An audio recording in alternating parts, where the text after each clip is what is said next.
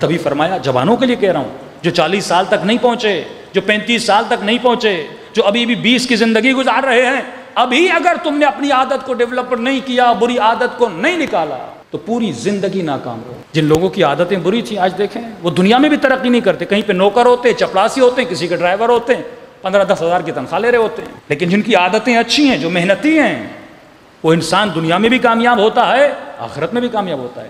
اللہ party بازی نہیں کرتا کہ علی والے ہو گئے تجھے سب کچھ دے دوں گا، نہیں، جب تک محنت نہیں کرو گے، اچھی عادت اپنے اندر۔ بھائی وہ مولا علی جو اشارہ کرے تو مٹی کو سونا بنا دیں، عقیدہ ہے نا ہمارا۔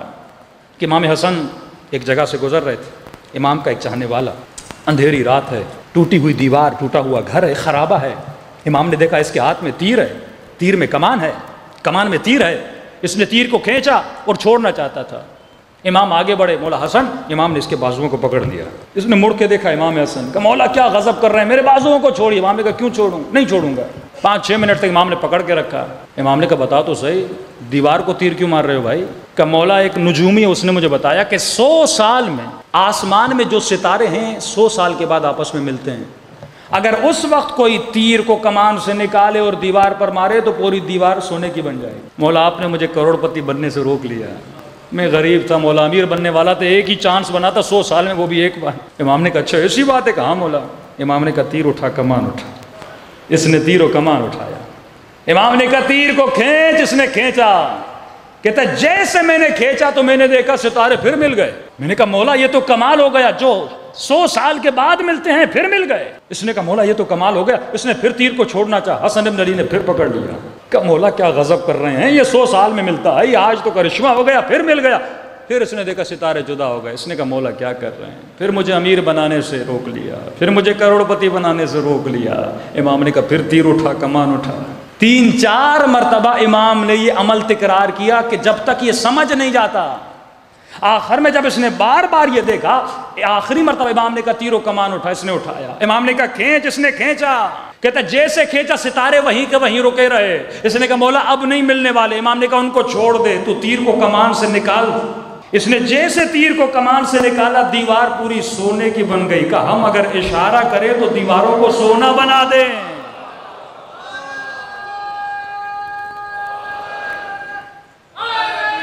یا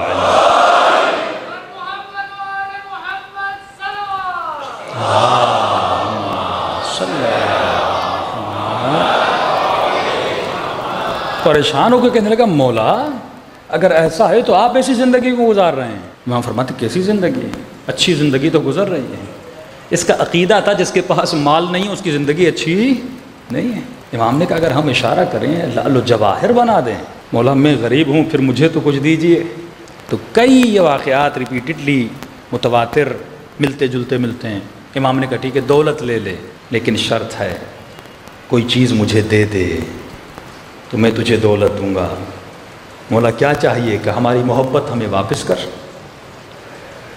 اور جتنی دولت لینی ہے لے لے۔ کہ مولا یہ سودا گھاٹے کا ہے، کہ تو کتنا امیر ہے، کائنات کی دولت کے بدلے میں محبت نہیں دے رہا۔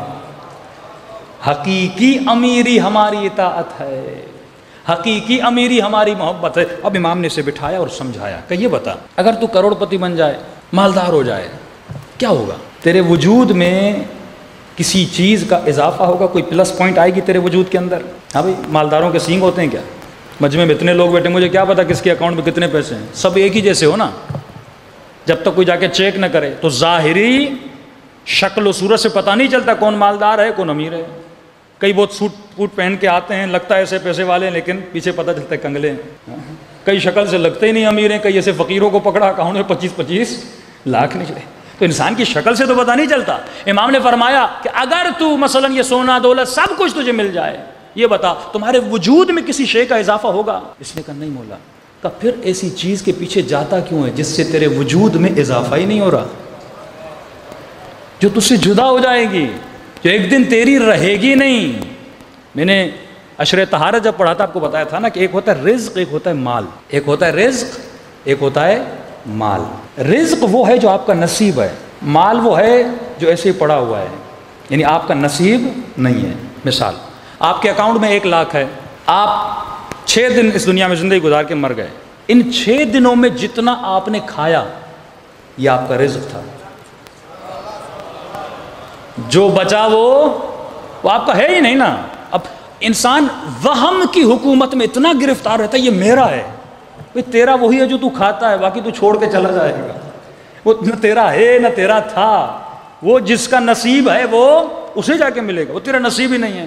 کتنے آپ کے بڑے بڑے سیاستدان مر گئے، اکاؤنٹوں میں اربوں روپے چھوڑ کے گئے، ان کا تھا ہی نہیں، ان کا وہی تھا جو ان کا نصیب تھا۔ اور ایک قدم آگے بڑھوں، آپ کے پاس گھر ہے، مثلا 1000 گز کا گھر ہے، گھر تو بہت بڑا ہے، سارا آپ کا نصیب اور رزق نہیں ہے۔ جتنے گھر میں سوتے ہو وہ تیرا رزق ہے، وہ تیرا نصیب ہے۔ جسم 6 فٹ کا ہے، 5 فٹ کا ہے، یہ جہاں جسم پڑتا ہے نا وہ زمین تیرا نصیب ہے، باقی سارا مال ہے، باقی تیرا نہیں ہے۔ اب جملہ سنیے امیر المومنین کا، مولا فرماتے ہیں اے انسان اگر مال کو رزق بنانا چاہتے ہو، اگر مال کو رزق بنانا چاہتے ہو تو علی تجھے فارمولہ دیتے ہیں۔ مثلا میرا نصیب ہے 100 روپیہ ڈیلی، میرا خرچہ ہے 700 روپیہ، یہ میرا نصیب ہے، لیکن پھر بھی میرے اکاؤنٹ میں ایکسٹرا پیسے پڑے ہوئے ہیں، تو فرمایا اس کو کسی اور کا رزق بنا، وہ تیرا رزق بن جائے گا، وہ بھی تیرا نصیب بن جائے گا۔ کئی لوگ ایسے چھوڑ کے چلے جاتے ہیں، ان کا نصیب نہیں بن پاتا، وہ کسی اور کا ہو جاتا ہے۔ فرمایا اس کو راہ خدا میں دینا شروع کر دے، وہ تیرا کیا بن جائے گا؟ رزق بن جائے گا۔ ابھی سمجھ آیا کہ علی رات کے اندھیروں میں اٹھ کے یتیموں میں غذا کیوں بانٹتے تھے؟ علی اپنے پورے مال کو اپنا رزق بنانا چاہ رہے تھے کہ جتنا علی کما رہے ہیں وہ علی کے حصے میں ہی چلا جائے، مولا کا کیا بن جائے؟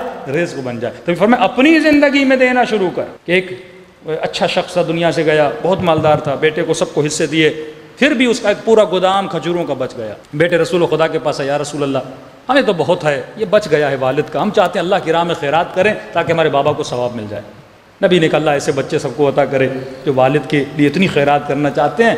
تو پوری کھجور کا گودام تھا، وہ غریبوں میں بانٹا، غریب آتے گئے لیتے گئے، آخر میں رسول خدا وزٹ کے لیے آئے تو کیا دیکھا؟ زمین پر ایک کھجور باقی ہے۔ نبی نے بڑی حسرت سے اس ایک کھجور کو اٹھایا، اٹھانے کے بعد کہ آج جتنا تم نے اللہ کی راہ میں دیا ہے، اگر وہ اپنی زندگی میں ایک کھجور خود دیتا وہ اس پورے ثواب کے برابر ہوتا،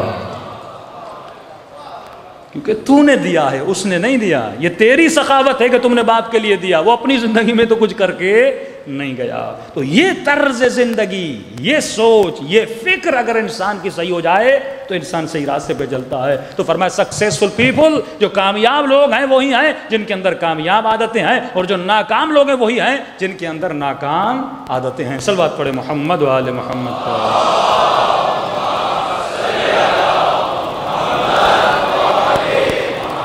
وَأَجِّلْ فَرْجَ